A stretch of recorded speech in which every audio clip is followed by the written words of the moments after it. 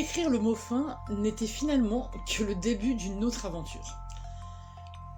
Après la rédaction, il a fallu passer des heures à relire et à corriger.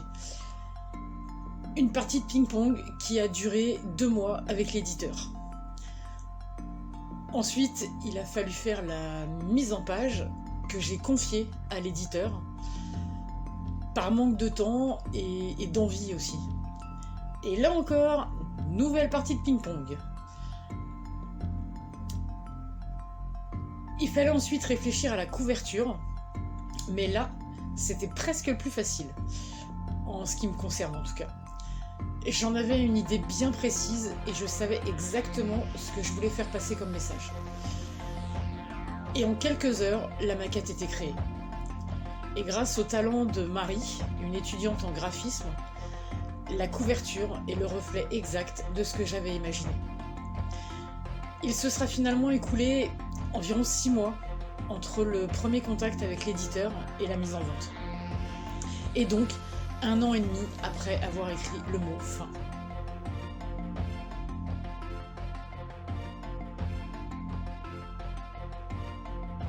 Oh si, c'est même une deuxième activité à part entière. Pour des raisons légales et fiscales, j'ai dû créer une micro-entreprise, ce qui signifie des responsabilités supplémentaires et une gestion bien spécifique, notamment l'ouverture d'une ligne téléphonique et d'un compte bancaire dédié, en plus de tout ce que j'ai dû mettre en place autour du roman pour le faire connaître et en faire la promotion.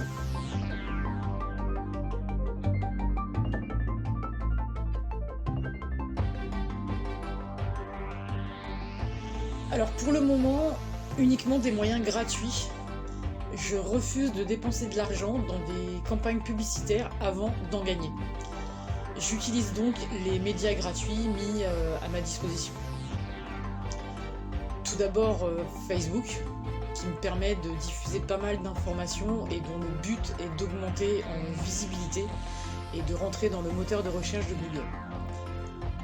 J'utilise aussi Instagram, même si j'y suis beaucoup moins présente, pour l'unique raison qu'Instagram utilise un algorithme très puissant qui est très bien reconnu par Google. Et bien sûr, la chaîne YouTube, dont le but est de toucher un autre type d'audience. Et la chaîne me permet également de m'exprimer sur des sujets beaucoup plus longs et surtout d'une autre manière que ce que je fais déjà sur les réseaux sociaux. Mais il est vrai qu'il est très difficile de se faire une place, même une petite, au milieu de cette toile géante. Il faut faire preuve de patience et compter sur le bouche à oreille, ce qui n'est pas toujours facile. On le sait, avec le temps, les liens se partagent de manière exponentielle, c'est un peu comme une mayonnaise. Il faut qu'elle prenne. À un petit détail près, je sais faire un montage vidéo, mais je n'ai jamais su faire une mayonnaise.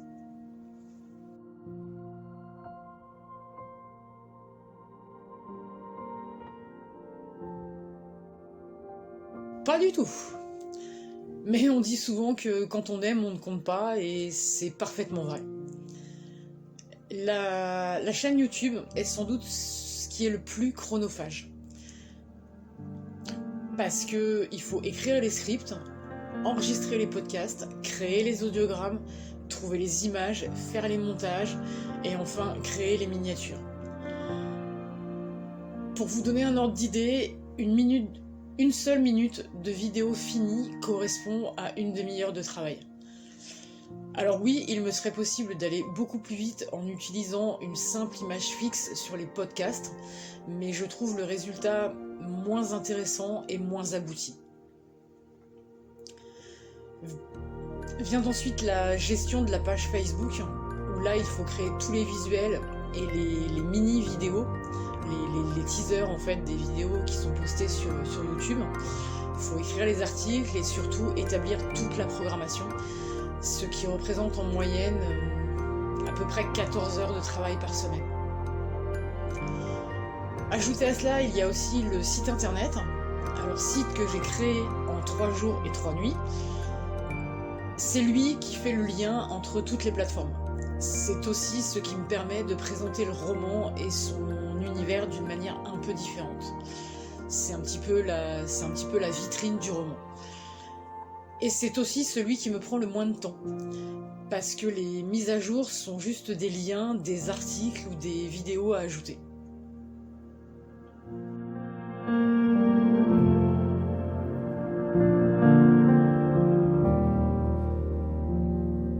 Je ne cherche pas. Le roman en lui-même est une source d'inspiration énorme. Entre les différents sujets abordés, les textes ou même les chansons, il y a largement de quoi développer. Mais pour développer un sujet, il faut avoir quelque chose à dire, c'est vrai. Pour ça, j'ai ma petite méthode. J'ai créé ma propre banque de données. Ce que certains appellent mon Google personnel. J'y enregistre tout ce qui m'intéresse et que je pourrais utiliser plus tard. Ce sont des articles, des liens vers différents sites internet, des vidéos ou même des citations et des images. C'est le programme Evernote qui me permet de faire ça. Et grâce à son système d'étiquettes, je peux retrouver n'importe quoi en quelques secondes.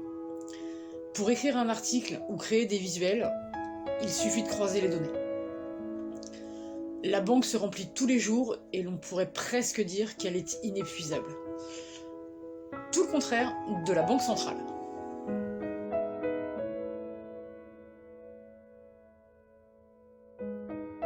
Personne ne peut prédire son propre avenir. Mais je peux vous parler de mes objectifs. Mon but premier est de réussir à diffuser mon roman au maximum. Mais au-delà du roman, je voudrais faire passer un message. Nous sommes en 2020. 2020. Certains parlent de l'humanité 2.0. Et je crois que ce n'est pas complètement faux. Il est grand temps que certaines choses changent. Il est temps de comprendre et d'apprendre qui nous sommes vraiment. Chacun d'entre nous.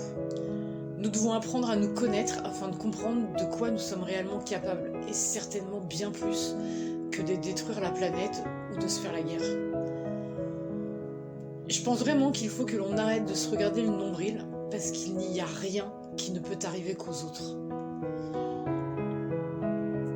Il est peut-être temps de comprendre également que quoi qu'il arrive, nous ne sommes jamais seuls.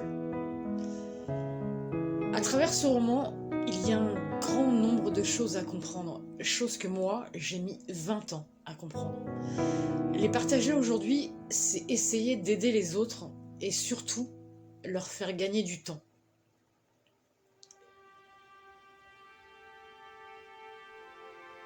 Et au-delà de ce premier objectif, j'en ai un autre qui là va bien plus loin. Je souhaiterais un jour, dans quelques années je l'espère, grâce aux ventes, grâce aux bénéfices si possible,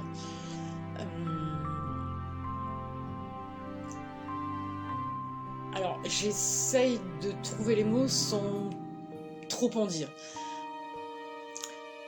Alors effectivement, je voudrais faire un don à un centre de recherche. Mais pour le moment, je ne vous dirai pas de quoi il s'agit, je ne vous donnerai pas le nom du centre non plus, parce que c'est un peu complexe. Il va falloir du temps pour en arriver là. Je suis pas certaine d'arriver à le faire, même si je ferai tout pour. Donc je pense que cet objectif-là, on en reparlera, mais bien plus tard. Je vous remercie pour cette interview. La prochaine ne sera diffusée qu'au mois de juin, parce que je suis actuellement sur le tournage de la série Dans les empreintes du passé, qui sera, elle, diffusée sur la chaîne durant tout le mois de mai. Si vous n'avez pas encore acheté le roman, vous trouverez les liens dans la description. Et pour ne pas rater la série ni les autres vidéos, n'oubliez pas de vous abonner à la chaîne et d'activer la petite cloche. Mais surtout, ne lâchez pas, n'abandonnez pas.